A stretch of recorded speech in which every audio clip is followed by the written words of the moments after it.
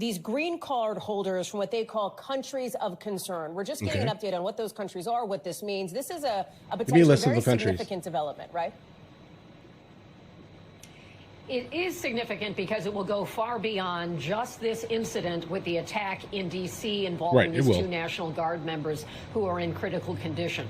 This subjects other green one has lost their life card holders who have gone through what we know is a rigorous process to achieve that high level of status, which is allowing people to live and work in the United States for an extended period of time on a pathway to citizenship. By reviewing all of those cases from what the administration calls countries of concern.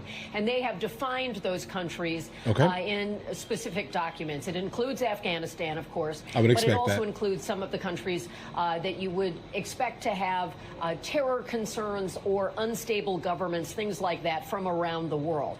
But that means other green card holders, and the suspect in this case was not a green card holder, but an asylum recipient, not yet to the path of a green card, but it's going to review many more people. And so this gets into the administration's very robust view of immigration policies and the stronger tactics that they're bringing to bear. They're also saying that they will do a review through Homeland Security of all Afghans who've been admitted to the country. And so not only Afghans, but these other residents who are green card holders from an array of countries, 19 of them. So this will have farther-reaching implications for many immigrants in the United States. The president, of course, also calling up additional National Guardsmen to be deployed in Washington, D.C. That has also been a subject that was going to happen by default. Criticism and legal challenges, as we know, Hallie. Kelly, there's all... Okay. I just wanted to make sure I heard kind of what you were saying here. I can definitely see that that's probably going to be a great idea, but it's definitely kind of one of these slippery slope type of things, guys, because understand this here. There are people that are going to be coming from, a lot of foreign countries, and they may have issues with the United States of America or in general, the West. I do think that it's probably going to be important to make sure that we're not letting in the actual people who, in fact, have utter disdain for us, right? So a lot more vetting would probably need to be done for certain people coming from certain areas, pretty much based on it. I think that's legitimately fair, specifically if we're going to be offering a green card and then obviously pathway to citizenship.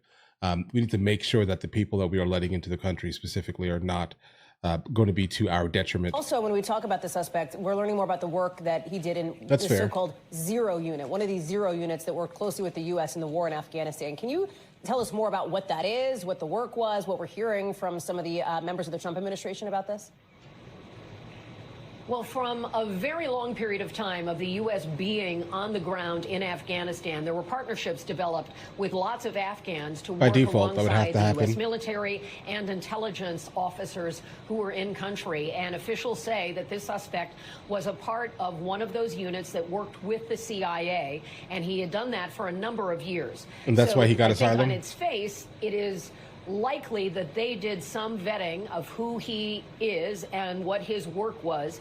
So you hear the administration saying there was no vetting done. That is hard to accept given the fact that he was put in a position of working alongside with the CIA, U.S. personnel. So there would be some level of vetting there. Yeah, that's fair. The administration is taking a very difficult position, and they are speaking about this suspect in harsh terms. They refer to him today as, this animal would never have been here if not for Joe Biden's dangerous policies, which allowed countless unvetted criminals to invade our country and harm the American people. Okay, listening to this here, let's see. Is this guy an animal? Did he specifically utilize, let's say, our goodwill to allow him to come into the country, and then took shots specifically at the people that protect our country? Yeah, animal. All right.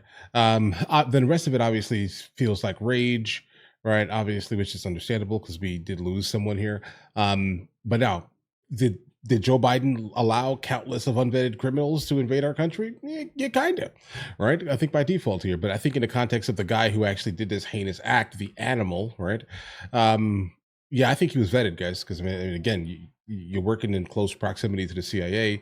You're working with partners of ours. Yeah, so no, I think that person was definitely vetted, but some people can fall through the cracks, guys. That gives you a sense of the tone coming from the Trump administration and their intention to put the responsibility on the prior administration.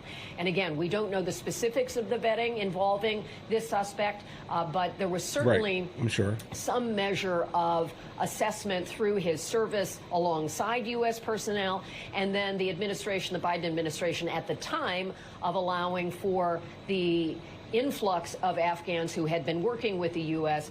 They promised vetting at that time as well. So questions remain about what was done. Yeah. And since we Yeah, don't but context know a motive matters, yet, Hallie, though. it's hard to know if vetting would have identified whatever triggered this episode that unfolded yesterday in the district. And can I ask you, Kelly, when we talk about the suspect, the charges against him, because we heard Jeanine Pirro say he could face 15 years in prison, right? Not enough. Not enough.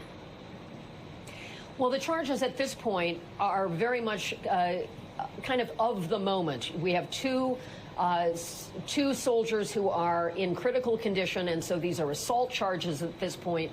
We hope and pray for their recovery. One of them but didn't make it, obviously, guys. when you have a critical condition, prosecutors will also have flexibility to bring about more charges. Now, the investigation that's going on, the search warrants that have been pursued and so forth, those could identify other avenues for potential charges. So this is a flexible situation with respect to charges at this point. Hallie? Kelly O'Donnell, live for us there in West. Okay, guys, hold on.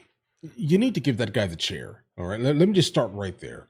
The fact that he utilized our goodwill to basically give us the middle finger in the end by targeting specifically people that are designed and designated to protect us and our country, guys. Yeah, I mean, listen, you give him 15 years for something. Obviously, I don't know when this video came out specifically, right? But we lost one of them. So what are we even having a conversation about right now? Like, it doesn't make any sense here. Pack this guy up, bro. All right, like, he immediately needs to encounter the chair.